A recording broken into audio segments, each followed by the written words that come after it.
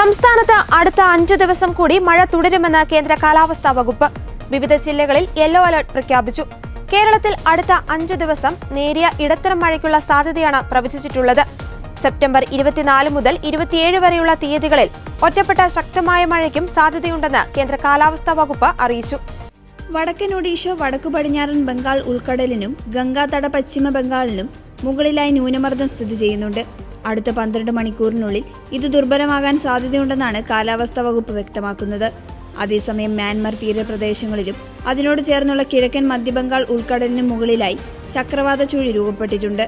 ഇത് പടിഞ്ഞാറ് ദിശയിലേക്ക് ക്രമേണ നീങ്ങി സെപ്റ്റംബർ 25-ന് വടക്കൻ ബംഗാൾ ഉൾക്കടലിനും അതിനോട് ചേർന്നുള്ള മധ്യബംഗാൾ ഉൾക്കടലിനും മുകളിലായി പുതിയ ന്യൂനമർദ്ദമായി ശക്തി പ്രാപിക്കാൻ സാധ്യതയുണ്ടെന്ന് കാലാവസ്ഥാ വകുപ്പ് അറിയിച്ചു.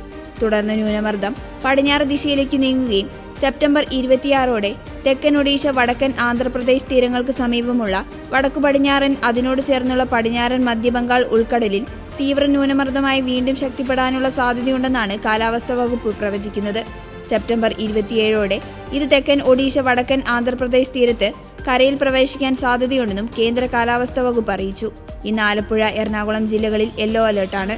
നാളെ തിരുവനന്തപുരം, കൊല്ലം, പത്തനംതിട്ട, ആലപ്പുഴ, ഇടുക്കി, കോട്ടയം, എറണാകുളം ജില്ലകളിലും 26-ന് പത്തനംതിട്ട, ആലപ്പുഴ, കോട്ടയം, ഇടുക്കി, എറണാകുളം, തൃശൂർ ജില്ലകളിലും മലപ്പുറം, കോഴിക്കോട്, വയനാട്, കണ്ണൂർ, കാസർഗോഡ് ജില്ലകളിലും യെല്ലോ അലർട്ടാണ്.